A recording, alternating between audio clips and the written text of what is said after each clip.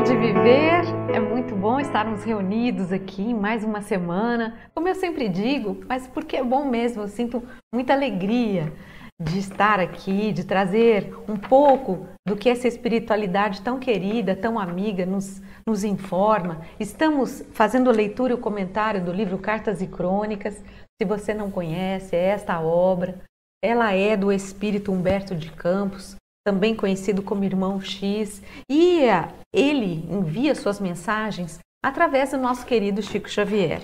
Então, Cartas e Crônicas, aqui você encontra diversas histórias sobre o plano espiritual, e nós já iniciamos esse livro, estamos na metade dele, na verdade, e você poderá encontrar nos programas anteriores vários temas interessantes, porque Humberto sempre traz as histórias, depoimentos, coisas que ele pôde conhecer no plano espiritual. Então ele envia para a gente, através do Chico, esses contos, esses apólogos.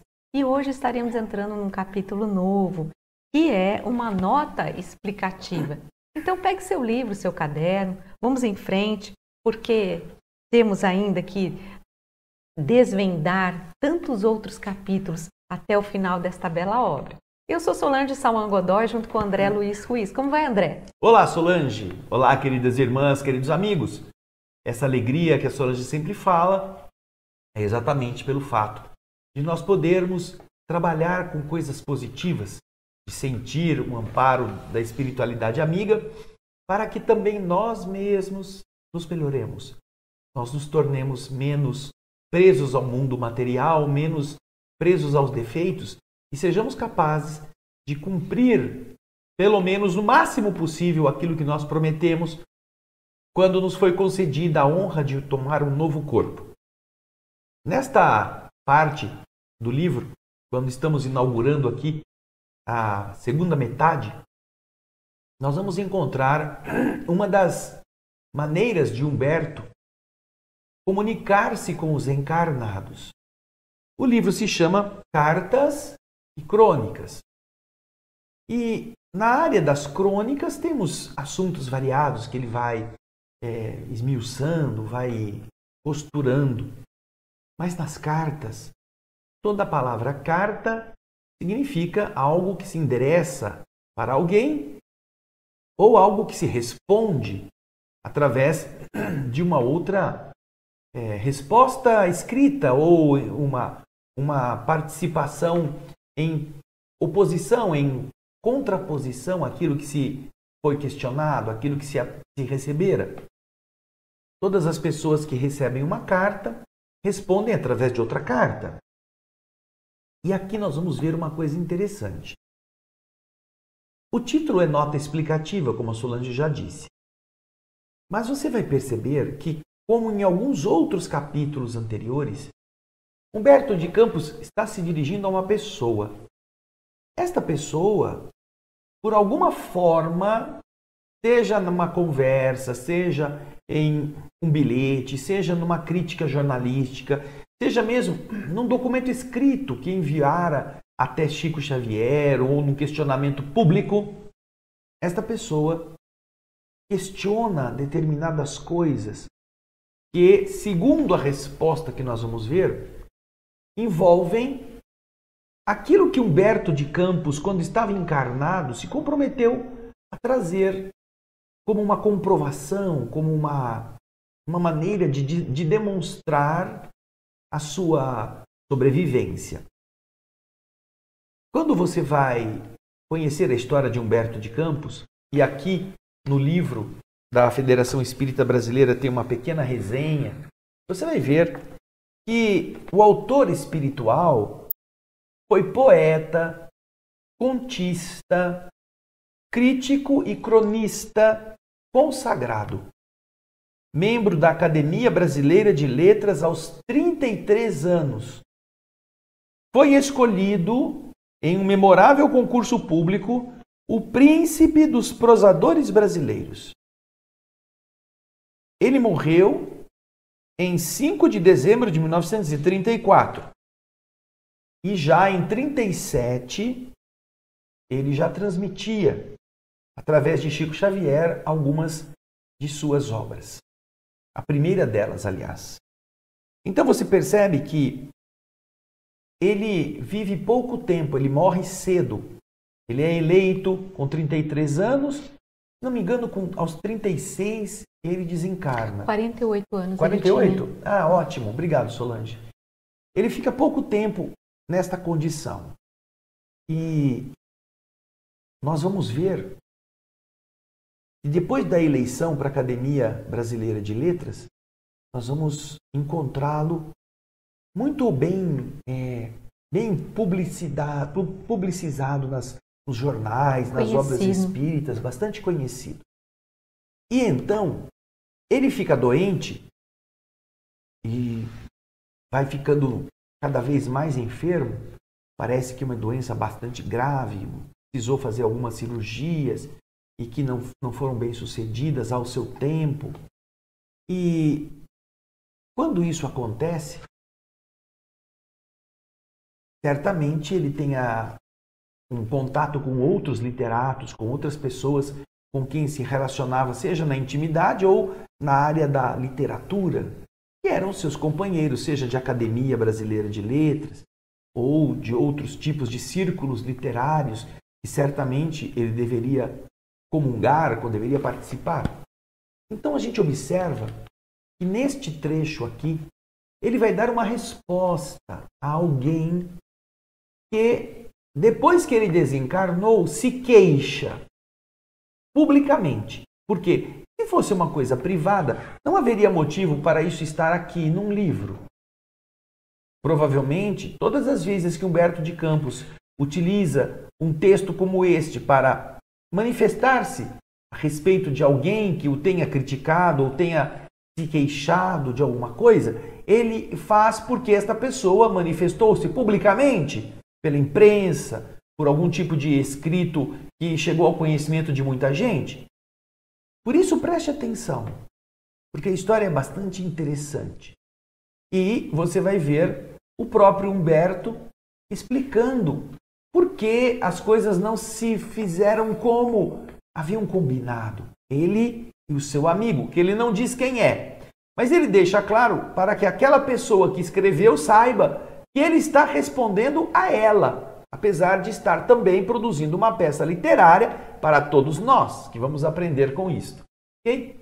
Então, nós vamos agora para o texto. A Solange vai começar a fazer a leitura. Vamos lá, Solange? Meu amigo, você estranha, sensibilizado, e certo morto inteligente haja esquecido o compromisso de identificar-se em mensagem pessoal a determinado companheiro vivo. Então aqui nós estamos vendo que Humberto está falando, se dirigindo a alguém, dizendo, meu amigo, você está estranhando, não é? Que uma pessoa, um amigo desencarnado, se esqueceu, achando que ele se esqueceu de enviar uma mensagem pessoal a um companheiro que ficou vivo. Nós vemos assim que parece que o que ficou vivo, quando o outro ainda também estava vivo, haviam combinado certas coisas. E qual dos dois primeiro morresse, o que morreu viria para trazer alguma coisa, ou mostrar que estaria continuando vivo na vida do além-túmulo. Mas parece que isso não aconteceu. O que ficou estava então se queixando publicamente de que eles tinham combinado e que, de verdade, esse que morreu primeiro não respondeu conforme eles tinham combinado. Então, aqui ele se refere-se ele, o crítico, o insatisfeito, a esse contrato, a essa combinação de dois escritores respeitáveis. E os interesses afetivos entrelaçaram, eram íntimos, eram pessoas que gostavam das mesmas coisas, profundamente entrelaçados, através das tertúlias, das discussões literárias. Talvez fosse alguém da própria Academia Brasileira de Letras, algum íntimo da literatura, que, com uma linguagem fácil entre si, discutiam as questões da imortalidade. Estamos falando da conversa de duas eminentes inteligências ainda encarnadas e que combinaram uma coisa que um deles agora está se queixando de que não foi cumprida. Vamos continuar na leitura. Vamos lá. Um deles, à frente da morte, prometeu ao outro, mergulhado nas correntes da vida carnal, que voltaria das pesadas águas do Estige com um noticiário elegante e compreensível. Ou seja, eles combinaram que aquele que partisse primeiro viria através das correntes da vida carnal. Ele voltaria, aliás, através das pesadas águas do Estige. Essa é uma lenda antiga que fala desse rio Estige, onde você, quando desencarnava, você tinha que pegar uma barca e atravessar esse rio que ficava nas regiões mais densas, mais umbralinas, vamos dizer assim, e você tinha que pagar o barqueiro para atravessar esse rio para chegar a um determinado destino. Então ele está dizendo que quando eu morrer, eu vou atravessar o Estige e vou voltar, vou trazer notícias para você, vou enviar notícias para você em uma linguagem elegante e compreensível. É o que ele está dizendo aqui. Então os dois acabaram fazendo essa combinação. Era uma prova, você vai morrer ou eu vou morrer, e quando o primeiro for para o lado de lá, você vai enviar uma mensagem já previamente combinada para mostrar que realmente, pelos canais possíveis, você está dizendo, olha, eu estou vivo. E aí continua a crônica do Humberto, ou a carta, dizendo que eles haviam combinado que, uma vez feita essa combinação, cumprida essa combinação, o que estava vivo estaria lendo com toda a pompa e publicidade a exata coincidência das palavras entre quem morreu e aquilo que estava guardado num cofre fechado, lacrado. Eles haviam combinado. Você vai deixar uma frase, a gente vai guardar essa frase, e quando você morrer, você volta por algum caminho e diz a frase que está guardada, que só você sabe. Ou só nós dois sabemos. Vamos ver como é que ele descreve esta combinação. Vamos ver o slide aí, vamos lá. Preliminarmente, porém, o amigo morto leria, em espetáculo de grande estilo, certa ordem de palavras que o amigo vivo manteria em segredo no cofre forte. Reconhecido então pelos poderes divinatórios, o autor desencarnado, promovido a oráculo, passaria a condição de novo Marco Polo, com rádio e televisão para todos os recantos do mundo. Ou seja, enviadas essas palavras, não é? Tendo essas palavras, as palavras corretas, combinadas entre eles, quer dizer, tudo deu certo, nossa, o encarnado recebe aquela mensagem exatamente com aquele rol de palavras combinados entre eles. Então, nossa, meu Deus, esse plano espiritual realmente existe, não é? E aí, a partir daí, esse desencarnado se tornaria o quê? Um oráculo, se tornaria aquele a que todos nós recorreríamos para que nos dissessem notícias adivinatórias, notícias de acontecimentos futuros. Então ele viraria um verdadeiro oráculo. Aqui ele está comparando a Marco Polo. Marco Polo foi aquele viajante que fez toda a rota da seda até a China, da Europa à China. Então tem livros belíssimos sobre essa história. E o Marco Polo, quando ele viajou, ele visitou diversos lugares. Quando ele voltou, ele escreve sobre essas viagens e ele traz as notícias do que ele viu dos povos orientais, povos até então desconhecidos. Ele traz todas essas experiências. Então, naquela época, o Marco Polo ele foi o verdadeiro rádio, a verdadeira televisão, porque ele trazia essas notícias do mundo oriental, das viagens que ele fez. Então, eles estão fazendo uma comparação aqui. no sentido de que esse espírito, adivinhando tudo, trazendo as informações, seria um novo Marco Polo, trazendo as informações desse ambiente espiritual no qual ele está tendo acesso e ele vai trazendo as informações até nós encarnados, aqui também. Assim você pode entender direitinho o que eles tinham conversado.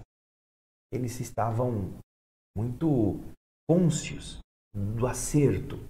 Então, vamos deixar um código, cada um sabe qual é a frase, você não fala para ninguém, deixa no cofre, e então, quando um de nós morrer, o que morreu vem e conta através de algum meio, assim, desses esotéricos, qual era a frase, e nós vamos então compará-la. Ah, muito interessante. E ele então vai trazer, como Marco Polo fez da China, as notícias e todo mundo vai descobrir o novo mundo. Aí, continua o texto dizendo: com semelhante realização, em seu parecer que eu prezo muito, você dizia que ao fazer isso, o Espiritismo Salvador seria respeitado em toda parte. Todavia, o notável escritor desencarnado, ao quebrar os selos do túmulo, pareceu esquecido, desmemoriado e distraído, e não se arriscou a cumprir a promessa. E você, à maneira de muita gente, duvidou e sofreu, porque aguardava a solução ao problema da imortalidade, assim como se espera, numa arena esportiva, o resultado de uma partida de futebol. O literato então encarnado, você, meu amigo, de letras, tão importante no pensamento da nossa comunidade, copiando, imitando a tartaruga, que de modo algum aceita a existência de uma outra praia, além daquela em que ela respira, enquanto ela dispõe de abrigo na carapuça, sorriu e negou. Na verdade, enquanto ela possui o abrigo na carapaça, não é na carapuça. Mas tudo bem, você sorriu. E você fez o quê? Você negou. Embriagado pelas grossas volutas de incenso narcotizante da vaidade. E vocês, os outros, os que leram a negativa do outro, do amigo encarnado, e vocês, os leitores, os torcedores dessa luta entre os dois mundos, ficaram desapontados. Puxa vida, o cara morreu, e não é que não deve ter tido nada do outro lado mesmo. Acabou tudo. Tudo acabou. A mensagem não veio. Nenhum aquilo espírito. Que nós combinamos, nós estávamos esperando, não é? Seria o coroamento do espiritismo, uma mensagem comprovada dessa maneira. E, no entanto, nossa, o desencarnado esqueceu, ele não apareceu, não deu pio, não temos notícia. Esse negócio de sobrevivência é uma balela.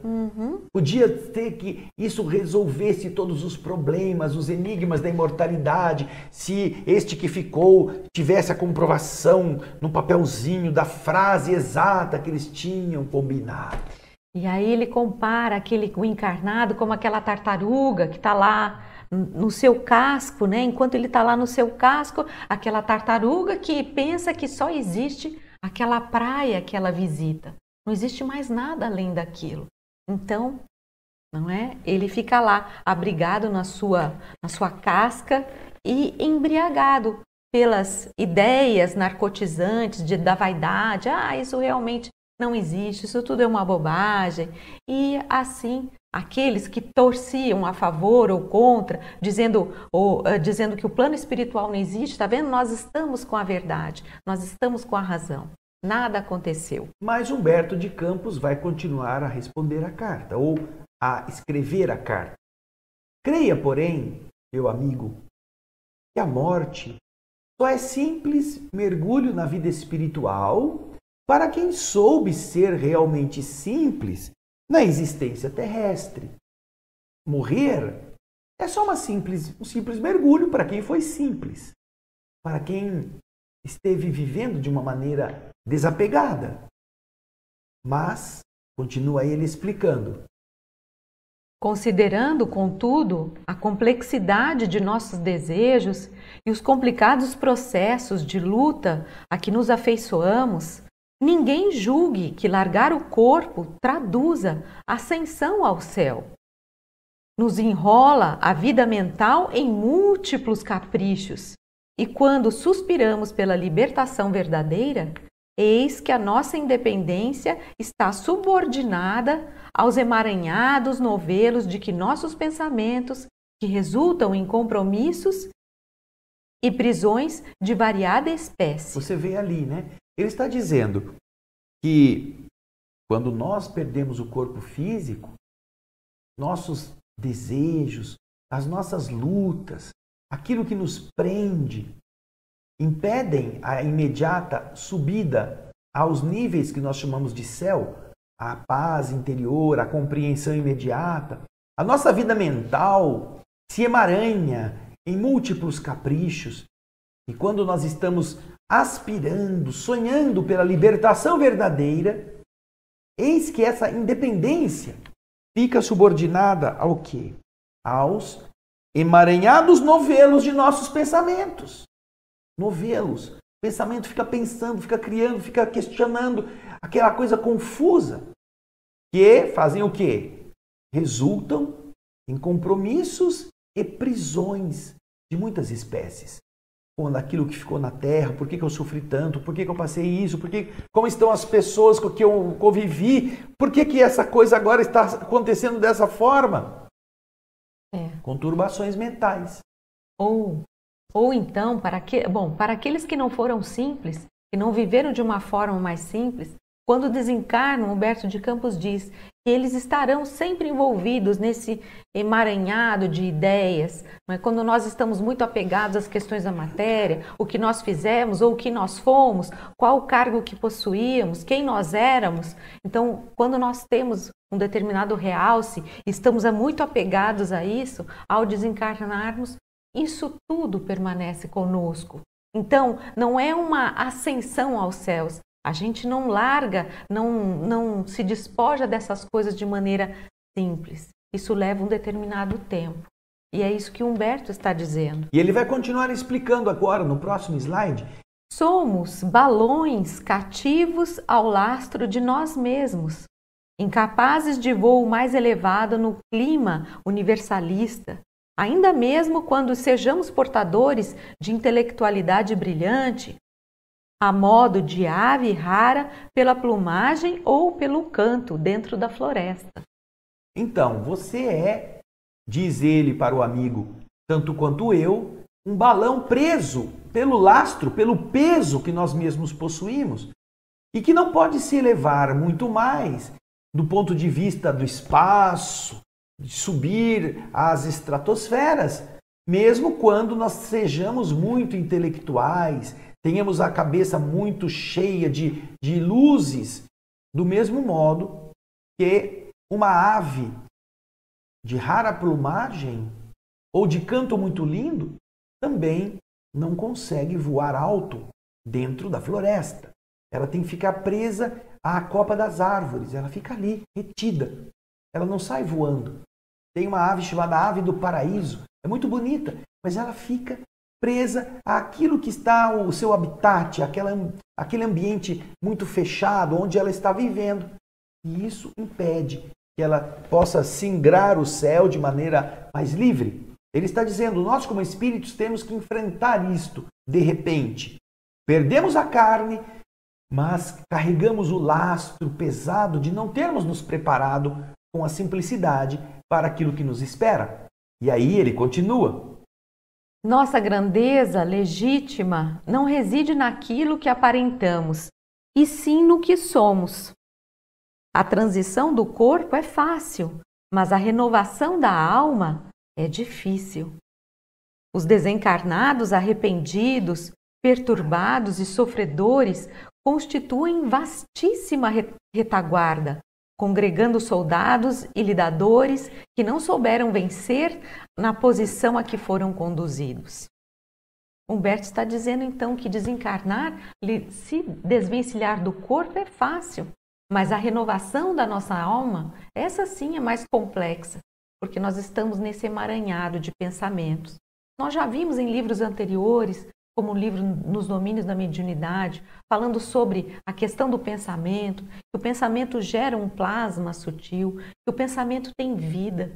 Então, tudo isso que a gente projeta de nós mesmos fica conosco, fica ao nosso redor. Por isso essa expressão desse emaranhado que Humberto de Campos coloca. Na verdade, é um grande emaranhado mesmo, que é o resultado dessas vibrações, desses pensamentos que nós projetamos para fora de nós. E isso é como um lastro. O que é o lastro? É aquele peso que segura o balão. O balão deseja subir, alçar voos maiores, mas ele não consegue quando ele está atrelado a esse lastro. Então é muito difícil, nós temos que deixar os nossos lastros, deixar esses pesos da matéria, para que a gente consiga alçar voos. E Humberto ainda vem dizer que os desencarnados arrependidos são muitos. Existe uma infinidade de sofredores que estão nessa retaguarda, estão nessa situação de estar amarrados a essas questões que eles não conseguiram lidar, com as quais não conseguiram lidar. É uma consequência da maneira leviana com que cada pessoa vive a vida no corpo físico. Imaginando que ele é dono da matéria, que ele é dono do seu nariz, ele deixa de fazer coisas que deveria ter feito, ele não aproveita oportunidades para se melhorar, mesmo quando ele esteja empenhado em melhorar os outros. E aí ele está dizendo, você não pense não, do lado de cá a maioria vastíssima está perturbada e sofredora, que é a grande massa de espíritos, congregando soldados e lutadores, lidadores que não souberam vencer naquela posição em que se encontravam magistrados, médicos, advogados, motoristas, donas de casa, chefes de família, filhos ou pais, cidadãos, políticos, religiosos, estiveram vivendo situações peculiares e não souberam desempenhar bem o seu papel. Aí chegam do lado de cá, estão perturbados, estão sofrendo as decepções de terem que se ver cheios de defeitos ainda, desperdiçando aquela oportunidade tão luminosa que foi ter um corpo de carne. E isso na mente, muitas vezes, desequilibra o infeliz. Por isso, nem sempre ele vai ter claridade. Mas agora ele vai falar sobre ele. Para meu consolo de jornalista humilde e anônimo, tenho visto reis e políticos, papas e condutores, cientistas e filósofos aflitos pelo próprio reajustamento, confinados a extremas desilusões, como se estivessem em um escuro sótão, em um escuro porão, reservado pela vida à sucata espiritual. É aquele lugar que você joga todas as coisas velhas que você não vai usar mais, aquele negócio já passado de moda, aquele aparelho que já não existe mais, como é o seu aparelho de videocassete, aquelas fitas VHS, é aquele seu telefone celular do século passado, aquele parecia um tijolo, vai ficando aqueles aparelhos toca-disco que você agora não tem mais como utilizá-lo, tudo isso vai ficando num buraco, num canto. E ele está dizendo, esses espíritos reis, papas, políticos, homens importantes, se veem perdidos agora, buscando o próprio reajustamento, no escuro sótão da consciência culpada, como se fosse um local em que se recolhe a sucata. Sucata, aquela coisa velha, aquela coisa imprestável, a sucata do espírito. É a condição deles. Sucata. Tinham coroas, tinham mitras, tinham mantos e agora são mendigos, maltrapilhos. Agora continua ele dizendo: quanto aos méritos do acontecimento para a doutrina consoladora que nos reúne, não acredite que as adivinhações de um pensador invisível possam desviar o curso natural do serviço que nos cabe realizar. Surgiriam 1000 recursos à sonegação calculada. Ou seja, quanto aos méritos daquele, não é? Quanto aos méritos da doutrina, a gente pode ficar pensando, puxa vida, isso seria tão útil à doutrina espírita que uma situação dessas pudesse acontecer. Mas o que ele está dizendo aqui, que muitas vezes, por mais que os fenômenos porventura possam acontecer, sempre vai haver aquelas pessoas que negam a existência desses acontecimentos, que vêm colocar areia dizendo que isso não é verdade, dizendo que isso faz parte de um engano de magia, de um mágico habilidoso ou de um prestidigitador, como eles dizem. Enfim, e eles dizem que surgiriam então 1000 recursos a essa negação, sonegação calculada. Vocês sabem do que fez Jesus quando esteve entre os homens? Vocês sabem de quantos milagres o Senhor fez? Quantos doentes foram curados? Cegos voltaram a enxergar, aleijados voltaram a andar. Que o Senhor mudou água em vinho, que o Senhor multiplicou pães e peixes para milhares de pessoas, poucos pães e poucos peixes, que Jesus aplacou a tempestade, que Jesus andou sobre as águas e permitiu que Simão também andasse, que Jesus fez na cara de todo mundo, tirou gente que tinha sido considerada morta de dentro da sepultura. Me diz uma coisa, quantos dos que o seguiam diariamente, dos seus discípulos, quantos estiveram do lado dele para dizer que realmente Jesus fez tudo aquilo? Quantos? Nenhum. Todos fugiram. Ninguém assumiu que de verdade Jesus tinha todo esse poder. Ao contrário, não, eu não conheço. Simão o nega 3 vezes. Não, nunca vi esse homem, não sei quem ele é, não sei de onde ele vem. Imagina, se para Jesus que fez isso à luz do dia, como ele mesmo diz quando vai ser preso, eu estive nas vossas praças, preguei diante de todos os olhares, à luz do sol. Por que vocês não vieram me prender à luz do sol? Estão me prendendo agora no escuro da noite? Porque não era bom o povo ver Jesus sendo preso pelos sacerdotes hebreus. Tinha que ser escondido, tinha que ser na sorrelfa, tinha que ser assim, debaixo do pano, para não levantar a revolta do povo. Não podiam saber. Só depois que Jesus está preso. Então você vê, né? Se para Jesus que fez tudo isso à luz do dia, ainda teve gente que não aceitou, não acreditou, duvidou. Imagina por uma cartinha, vou falar, isso daí a telepatia explica. Hoje em dia vão dizer assim, não, tem muitos meios de internet, Photoshop, aparelhos eletrônicos que fazem milagres, holografia, coisas assim que parece que são vivos, mas não são. Então há muitas justificativas para quem não quer acreditar, muitas.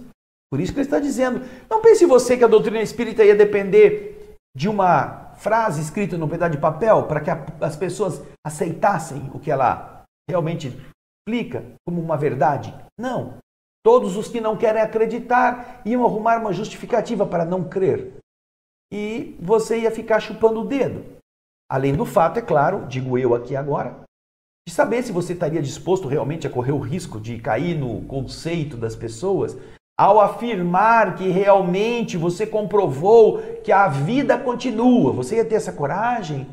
Você que se propôs a isto, será que você não ia pegar aquele papelzinho e falar, vamos fazer de conta que não existiu nada, porque eu não quero perder o patrocínio, eu não quero que aqueles que me apoiam venham me dizer que eu sou charlatão, que eu acredito em fantasma, eu não quero passar pelo ridículo público, porque eu tenho um nome a zelar, não é? Eu tenho minha reputação.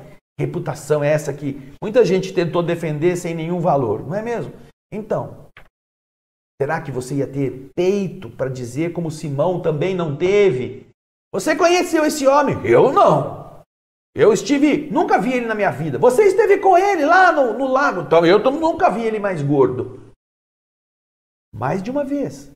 Jesus disse a ele, meu Deus do céu. Vão citar o Dini, o mágico, o prestidigitador, esses malucos que ficam fazendo milagres, que parecem desaparecer, como é o caso daquele que fez um jato, um Boeing, desaparecer num programa de televisão. David Copperfield. Será que isso ia convencer alguém? que mais, Solange? Vamos ver o que mais que ele vai falar, porque vai vir uma surpresa da boa. Vamos lá.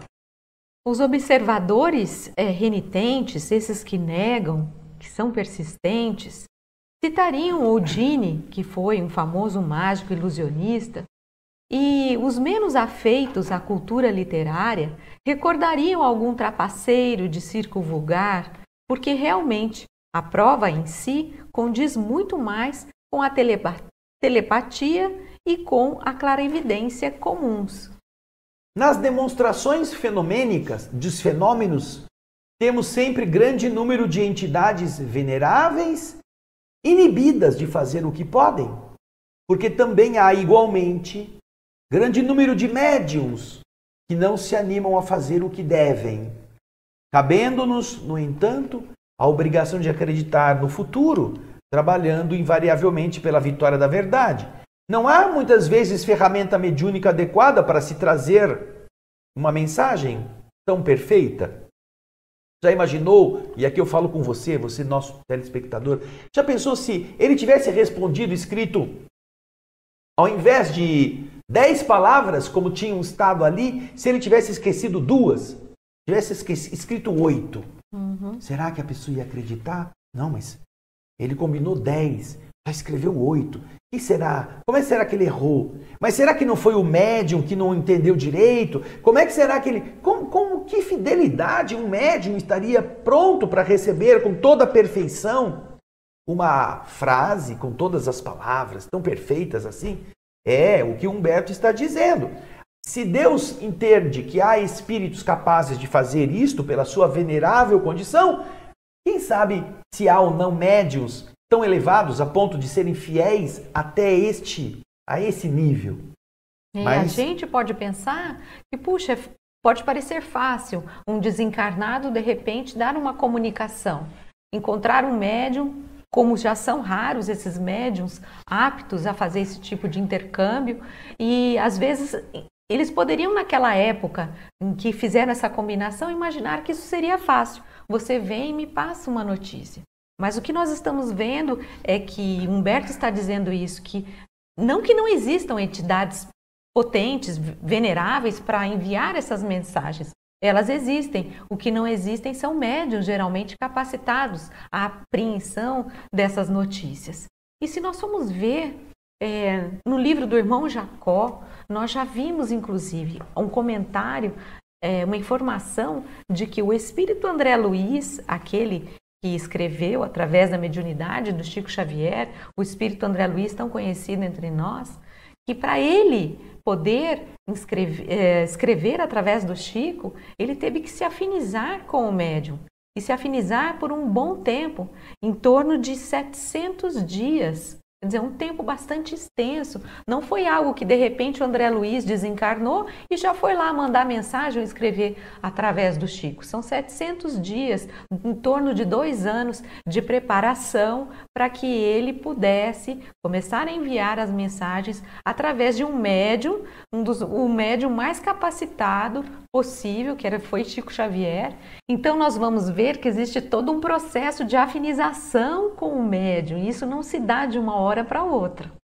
É muito importante isso que a Solange está dizendo, porque de verdade as pessoas às vezes pensam que o tio morreu e no dia seguinte já vai ficar pedindo conselho, já vai pedir para ele resolver problema, já vai submeter a ele coisas intrincadas, achando que o coitado ainda que está preso na cova, ainda nem saiu dali, já tem condição de receber essas solicitações e resolver. Né? Não é assim.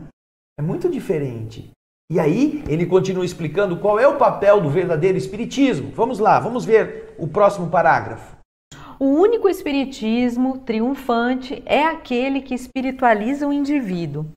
E a hora dessa natureza é, logicamente, morosa, devagar, por efetiva e segura. Para que ela seja efetiva e segura, ninguém se espiritualiza assim rapidamente, com um estalar de dedo. Ah, eu li essa mensagem igualzinha a outra que ele deixou na terra antes de morrer. Pronto, já virei espírita. Não, ninguém se espiritualiza desse jeito.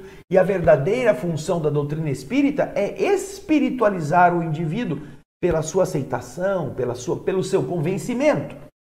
E muitas pessoas, até por preconceito, se recusam a ver a verdade, se recusam a pensar racionalmente. Fenômenos por fenômenos, ninguém superará os do Cristo, materializando espíritos célebres no Monte Tabor, ressuscitando cadáveres em Naim e Betânia, curando leprosos, cegos, aleijados e loucos em Cafarnaum e em Jerusalém. Entretanto, as revelações dele ainda não foram aceitas pela humanidade inteira. E a nossa própria adaptação aos seus ensinamentos, da qual espalhamos tanto alarde por intermédio das impressões, das gráficas, dos livros e dos tribunais, ainda deixa muitíssimo a desejar. Mesmo nós que estamos tão capacitados pela imprensa para a inteligência poder se expressar, para os processos de multiplicação da mensagem de Jesus, nós falamos de Jesus sem nos tornarmos cristãos na essência. Nós também. Não é só o povão, nós também.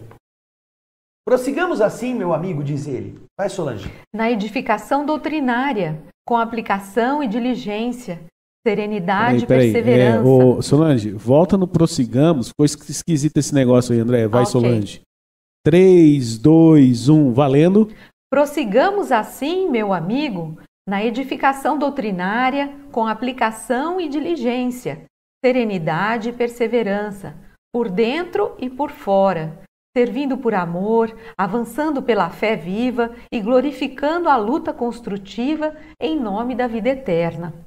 Quanto à massa daqueles que descreem da própria existência de Deus, quanto a essa maioria de gente que nem em Deus acredita, vamos ajudá-la o quanto estiver em nossas possibilidades, recordando, porém, com o velho Horácio, poeta e filósofo italiano, recordando com Horácio que a morte, seja na porta de juízes ou de condenados, de doutores ou de ignorantes, de ricos ou pobres, a morte bate com o pé indiferente. E aí vocês veem que ele está respondendo ao amigo. Aí ele está dizendo aquilo que ele deixou escrito. A morte bate com o pé indiferente. Tanto é que ele coloca isso entre aspas. Veja lá. E que a combinação foi feita provavelmente entre ele, Humberto, e essa pessoa, e esse amigo. Se o amigo tivesse capacidade de assumir, certamente ele teria dito: por fim, nesta mensagem, Humberto de Campos Espírito afirmou aquilo que tínhamos combinado, palavra por palavra. Mas pergunta se alguém disse isso depois. Pergunta se o literato amigo teve a coragem de criticar, teve a coragem de assumir que esta foi a frase que eles combinaram. Eu nunca ouvi dizer que ele disse isso.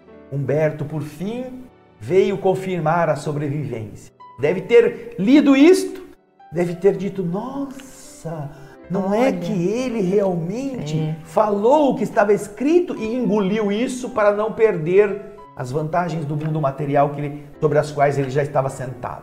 Porque não tem porquê Humberto ter colocado bate com pé indiferente entre aspas. E o Horácio era aquele velho literato, filósofo, poeta que os próprios literatos do mundo físico cultuavam. Reconhecem muito bem.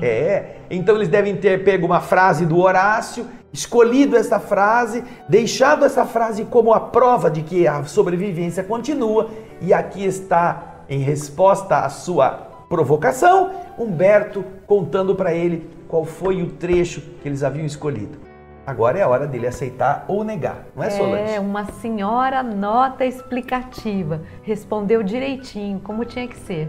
Muito bonita, não é? O que você achou? Muito linda essa história. Então, nosso programa está encerrando. Nós agradecemos a sua presença, a sua participação. Continue conosco porque ainda teremos muitas histórias. Vamos falar sobre a pena de morte no próximo programa. Tem programas anteriores em que nós já falamos sobre a importância da paz, em torno da paz e outros temas muito interessantes. Então, agradecemos a sua participação e até a próxima Alegria de Viver. Um grande abraço, queridas irmãs, queridos amigos. Tchau. Tchau.